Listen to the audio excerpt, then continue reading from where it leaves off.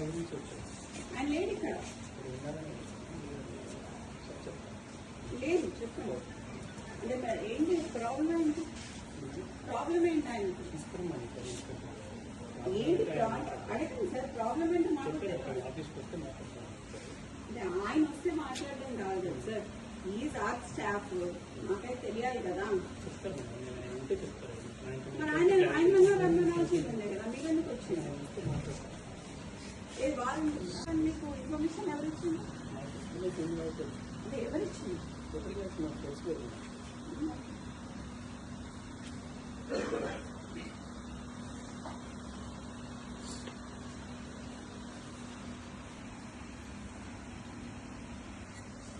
What is this drama?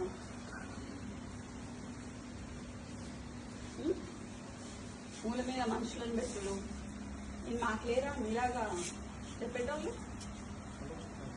Tata సుమోలల్లో చేతి తీసేసి తిరుగుడు ఏంటి? దేనికి? ఆయన ఏం చేసిండని? అదే ఏం చేసింది సార్? ఒకటి చూపించినాక పిలుస్తాము, లేకపోతే ఎట్లా పిలుస్తాం? ఒకటి చూపియండి, తర్వాత పిలుస్తాం కదా. చూపియండి, చూపిస్తాం వీడియో. సో ఆర్ఎల్స్ నాకు ఆడియో వినిపించండి, ఒక వీడియో చూపించండి, ఏదైనా ఆయన మీద.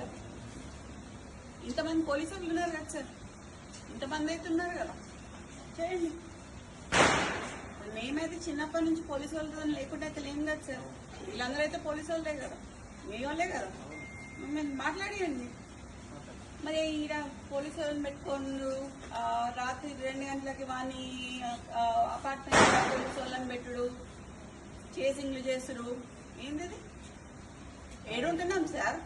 కాంగ్రెస్ గవర్నమెంట్ ఉంటున్నామా లేకపోతే వేరే గవర్నమెంట్ ఉంటున్నామా? ఎట్లా కనిపిస్తున్నాం సార్? చూసి వస్తాం. లేదు, you have come to my house, come to నా ఇంటికి. నువ్వు మఫ్తీలు వచ్చినావు ఇక్కడికి, మఫ్తీలు వచ్చి నేను మీరు అని పిలుస్తున్నా. ఇంకా నేను ఇంకా నువ్వని పిలవాలి. నిన్ను